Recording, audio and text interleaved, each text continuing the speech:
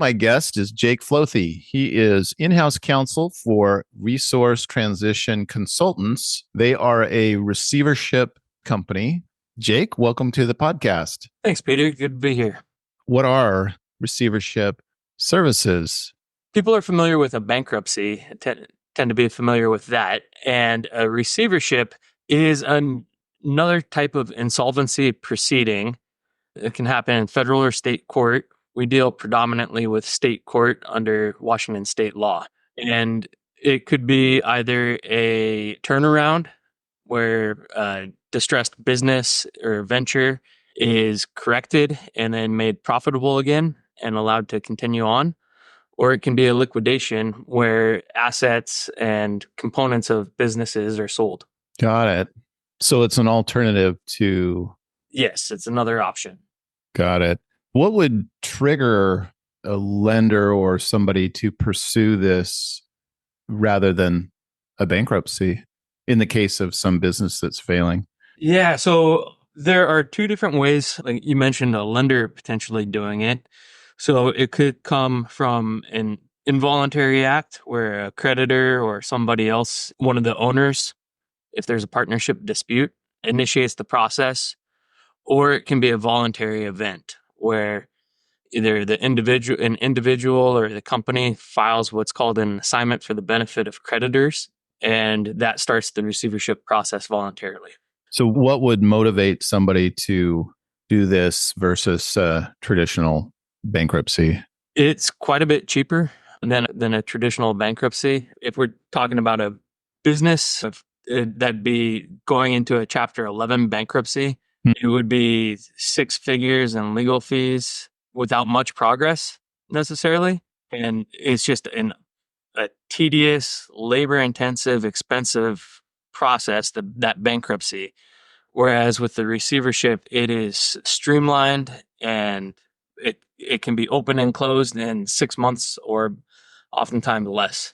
Interesting. So are there any particular types of work that you all do at Resource Transition Consultants? I'm guessing there must be some types of specialties you have. My background before I got into doing this, a lot of it was dealing with real estate and advising small businesses. And so that's been a good carryover into this industry. But here we have backgrounds in lending, construction and construction financing, land use, business management and business operations. There's quite a wealth of knowledge within RTC. How long have you been with the company? Since October of 2020. It started in the early days of COVID. Wow. Okay. And you all are located, where are you guys located?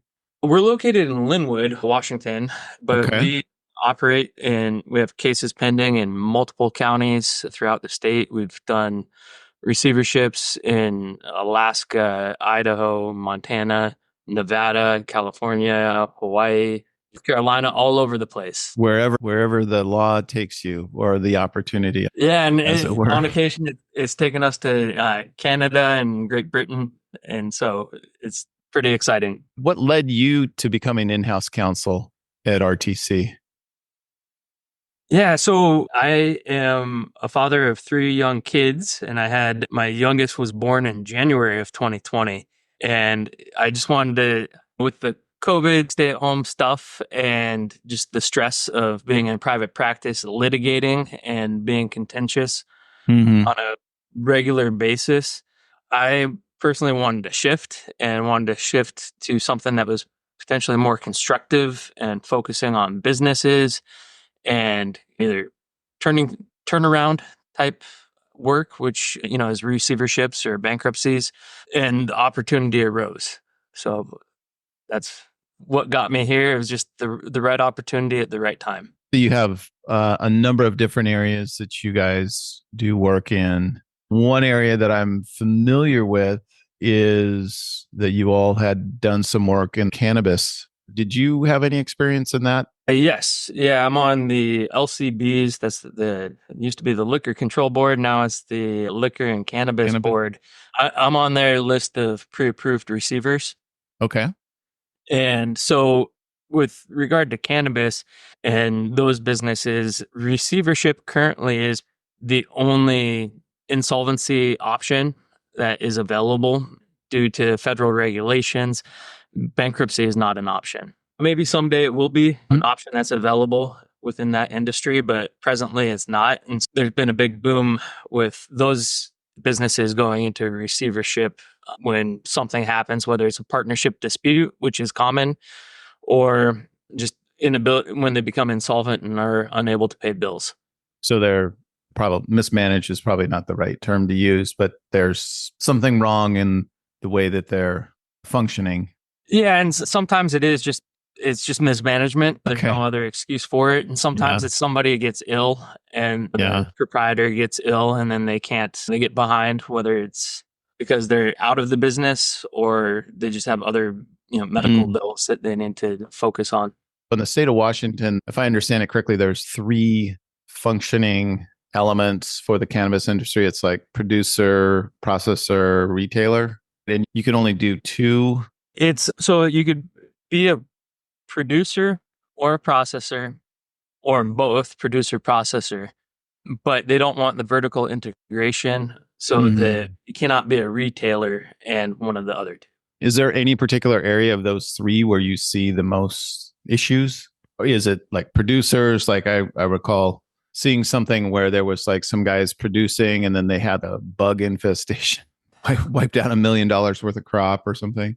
So I'm not able to put my finger on one of those because we've been involved with producers, processors, producer processors, and retail. Oh, got it. Okay. And yeah, we've done them all. And they, like I mentioned before, a grab bag of reasons for why they go into receivership, whether it's mismanagement, over leverage, or some other outside factor. The illness was one that recently cropped up with somebody that unfortunately was unable to turn it around on their own, their retail location. And so we sold that for them.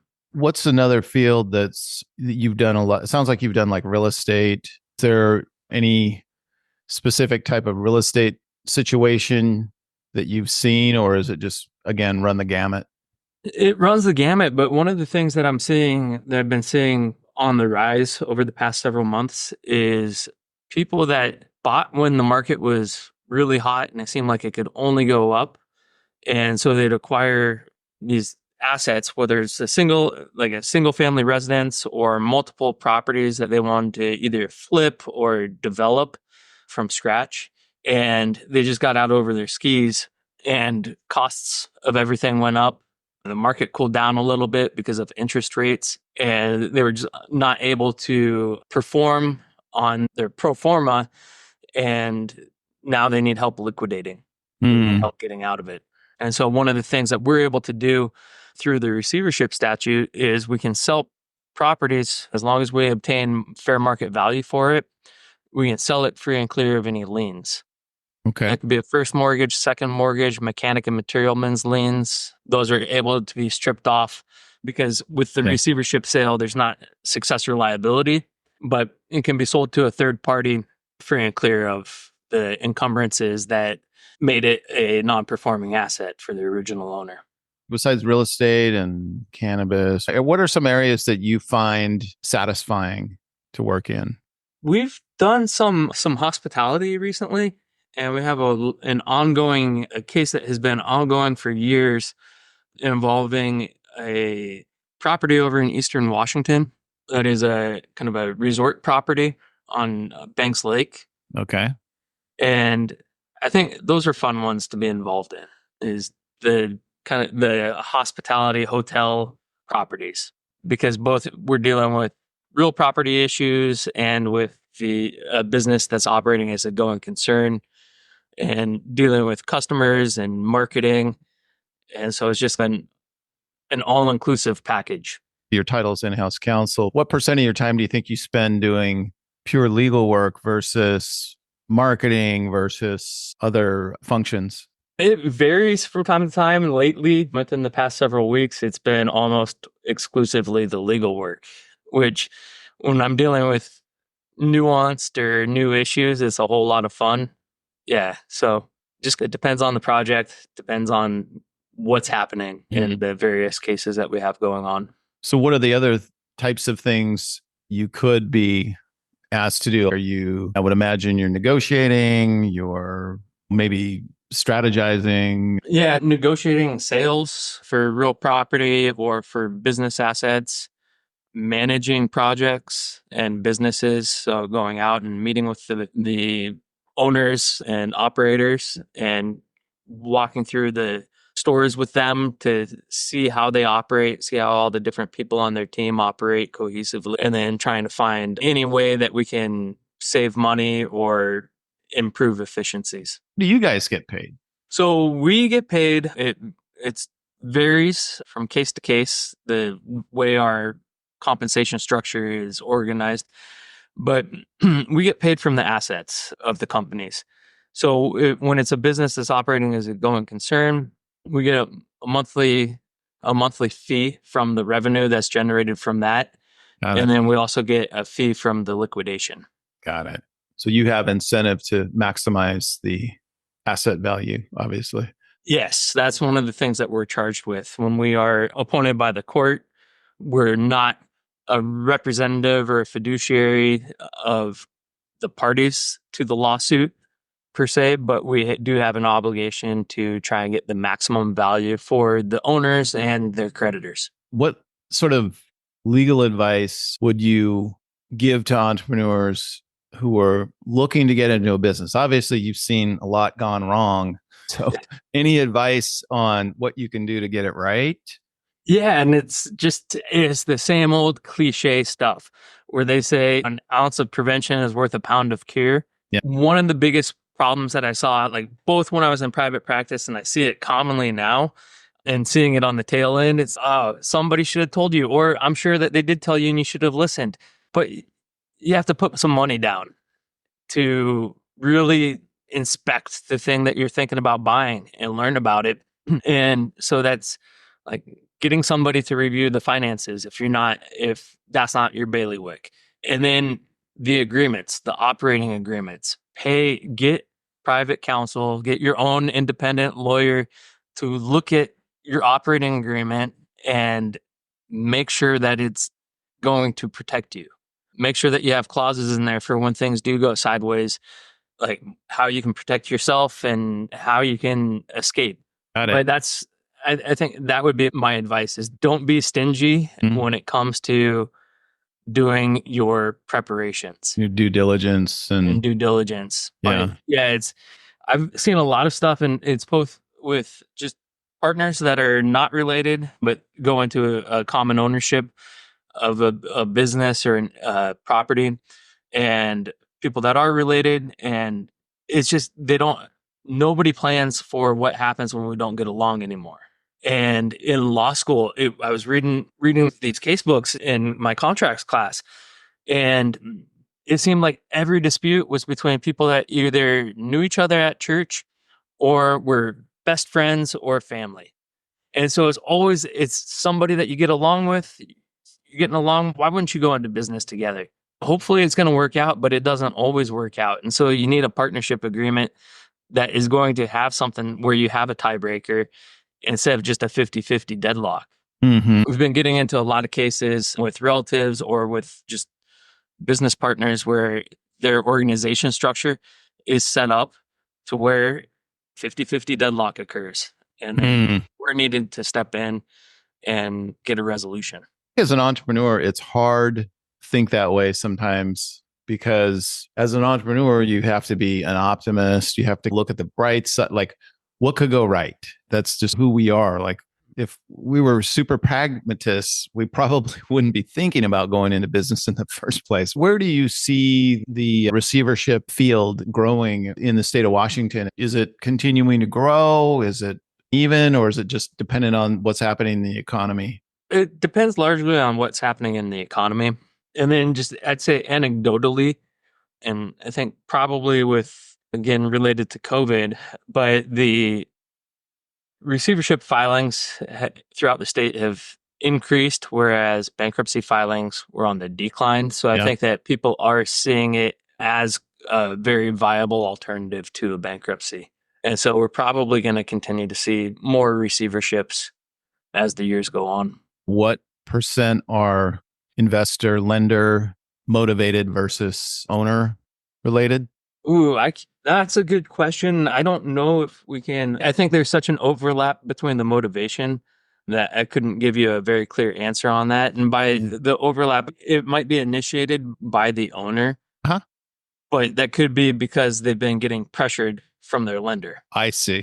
or Yeah. whether it's just talking to them and getting like notices, or if the lender actually initiated a lawsuit and then the owner decides to let go of the rope, so to speak, and file the assignment for benefit of creditors. So I think there's a lot of overlap on those things. Sometimes we do see it, and I'd say those are outlier. It's an outlier where an owner would initiate the process without the outside influence, because one of the prerequisites for doing an assignment for the benefit of creditors, so the voluntary, is insolvent. So that's inability to pay their debts as they become due.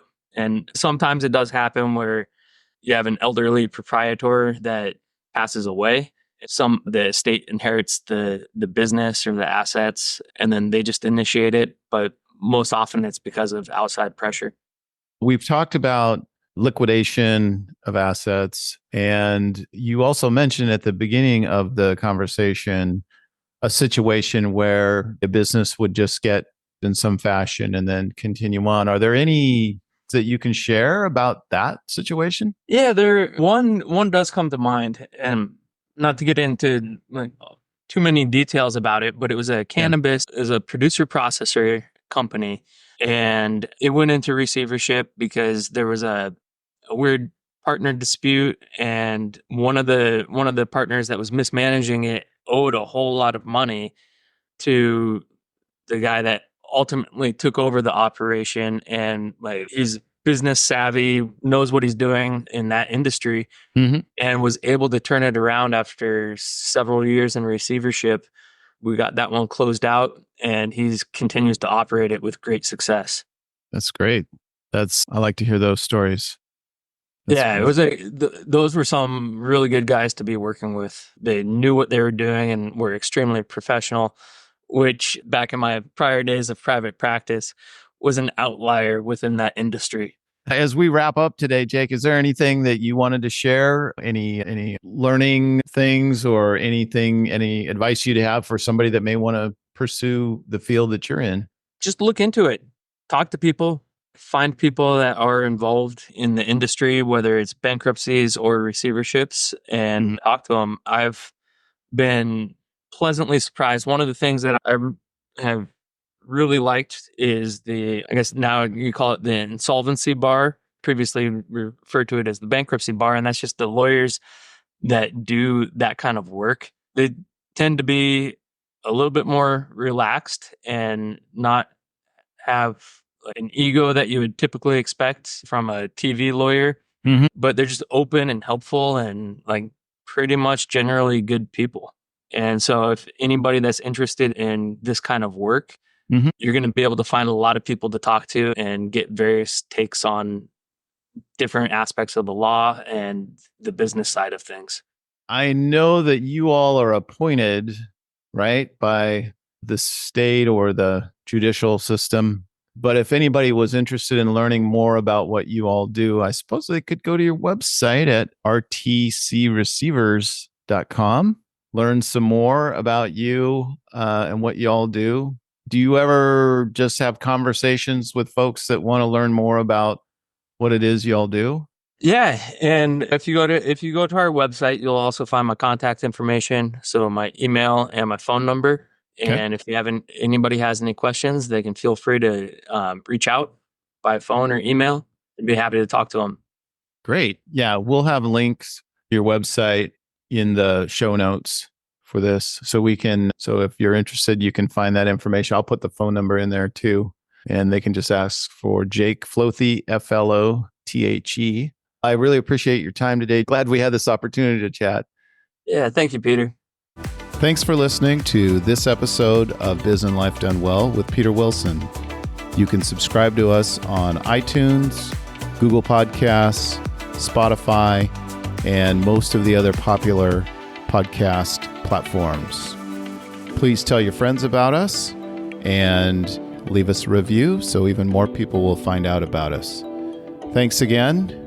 We'll see you soon.